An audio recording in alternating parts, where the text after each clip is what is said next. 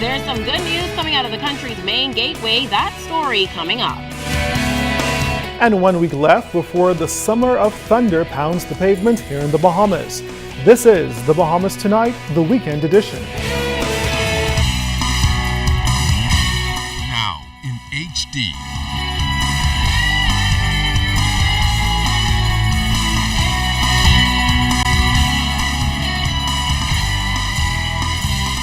ZNS Network presents The Bahamas Tonight.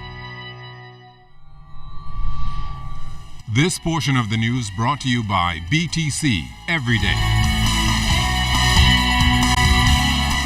Good evening and welcome to The Bahamas Tonight, the weekend edition. I'm Andrew Nold. With its multi-million-dollar redevelopment project complete, the Nassau Airport Development Company is looking to ensure that the Lynden Pinley International Airport remains the jewel of the Caribbean. And though it's no easy task, the company's top executive believes her team is on the right track. She recently sat down with RCS Gradley to discuss operations at the country's world-class gateway.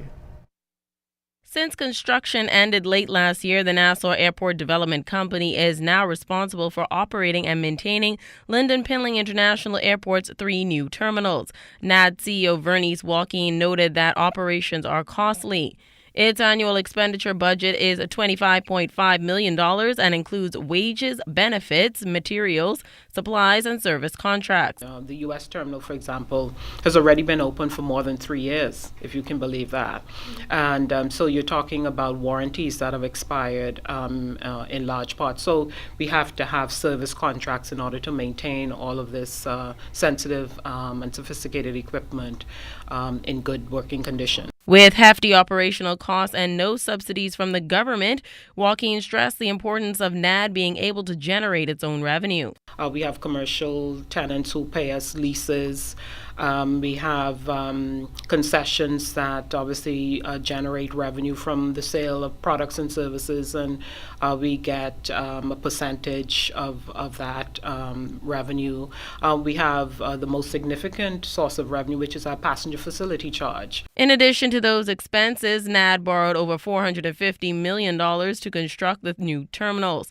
Joaquin says it's all being paid back through user fees, along with other sources of aeronautical and non-aeronautical revenue. While there are no plans to increase the passenger facility charge, Joaquin confirmed the company is considering a 3% consumer price index increase on aeronautical fees. Since construction ended, we've actually paid back some in the order of almost $37 million. And again, that is largely through PFC revenue, passenger facility charge revenue, as well as other concession revenue. Now in full operation mode, NAD officials say they are focused on maintaining these 3 terminals for generations to come. CS Gradley, ZNS Network News. Now to news from the police. A man believed to be in his late 20s or early 30s died as a result of a traffic fatality early this morning. Police went to the road south of Saunders Beach that leads to the 6-legged roundabout, where they found a mangled wrecked Honda Civic.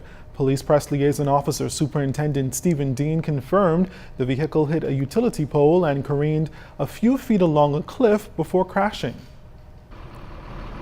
We can tell you that driving the vehicle was a female driver, and there was a male passenger in the vehicle. The male passenger succumbed to his injuries at the scene. The female was transported to the hospital, where she is being treated by doctors there. The extent of her injuries are unknown at the moment, but we will be able to reveal that information once we get any further details. We are still making an appeal out to members of the public. Anyone who might have been passing in this area around that time might have seen something immaterial to how insignificant the information might be. We ask you to call the police.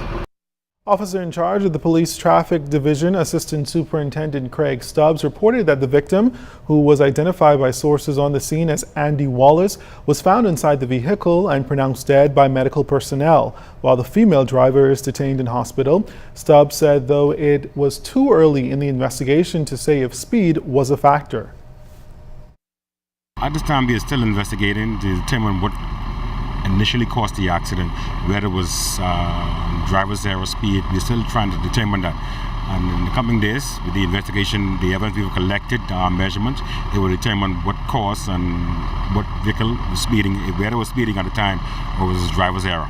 We want to say to the motoring public, persons who are attending these nightclubs during the wee hours of the morning and driving home, we ask you to, if you are consumed alcohol to that extent, you feel as though you are incapacitated to drive, we ask you to find a designated driver.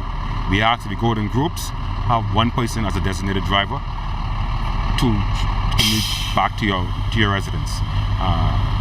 We ask the motorists on the streets in the morning time to obey the speed limit. Most definitely the speed limit must be obeyed at all times. The speed limit, once it's obeyed, it will decrease the amount of accidents we see on the streets of New Providence.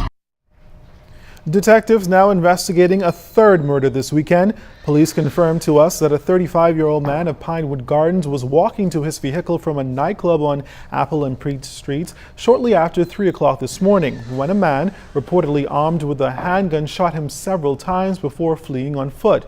Police confirmed that the man was taken to hospital where he died shortly after 8 o'clock this morning. An intense investigation has been launched into this homicide. And police making some headway into those two murders yesterday. Authorities reported that 2 men arrived at the Princess Margaret Hospital around 2:30 Saturday morning, suffering from gunshot wounds. One of those men died from his injuries. Police tell us that the victim was out on bail and issued an electronic monitoring bracelet. The other male victim, we understand, is still detained in hospital. Meanwhile, the victim in the other shooting matter was gunned down execution style in a home on Meadows Street. Superintendent Stephen Dean says police hope to wrap these matters up soon. No, we are still investigating those murders, and we believe that we are following some leads in 1 or 2 of them, and we believe that we should be able to, in the coming days, we should be able to bring 1 or 2 of them to a successful conclusion. Shifting over to news from Eleuthera, police there are investigating the death of a man following a fishing trip yesterday afternoon. Preliminary reports indicate that the victim was on a fishing trip with his brother off Harbor Island when he began to experience severe chest pains while diving in the water. The victim was rushed to the local clinic in critical condition where he later died. Authorities are probing 2 early morning stabbing incidents here in the capital. 3 men were stabbed shortly after 1 o'clock this morning following an altercation with a group of men at a club on Gladstone Road. The second incident happened about a half an hour later when a man was stabbed about the body after an altercation with a group of men at a takeaway restaurant on Carmichael Road. The victims in both of these matters are listed in stable condition in hospital tonight. In other news this Sunday, Free National Movement leader Dr. Hubert Minnis criticizing Prime Minister the Right Honourable Perry Christie for reportedly failing to take action against Parliamentary Secretary in the Ministry of Works, Renwood Wells. Wells reportedly signed a more than $600 million letter of intent with Stella Waste to Energy on July 4th, an action which the Minister of Works, Deputy Prime Minister the Honourable Philip Davis, says he had no authority. At a press conference at the party's Mackey Street headquarters earlier this afternoon, Dr. Minnis says he believes the situation raises a conflict of interest between the Works Minister and his colleague. Letter of intent for the use of the dump site for waste to energy production by Parliamentary Secretary Renwood Wells directly interfered with the portfolio responsibility of another Cabinet Minister, Kendrick Dossett, Minister for the Environment. Under the Manual of Cabinet Procedure, not, and I repeat, not even the Deputy Prime Minister could have authorized Wells to sign a letter of intent, which impinged upon the portfolio responsibility of a different Cabinet Minister or ministry without full Cabinet approval. Well, Prime Minister Perry Christie told us in an exclusive interview last week that the matter involving Parliamentary Secretary Renwood Wells is under review and will be fully addressed in due course. For example, I just saw a statement to be issued for tomorrow by KPMG indicating that Stella Energy, the company you were talking about, had applied to the government. So I think what you want to do is have, whenever we are ready to speak to it, we will speak to it.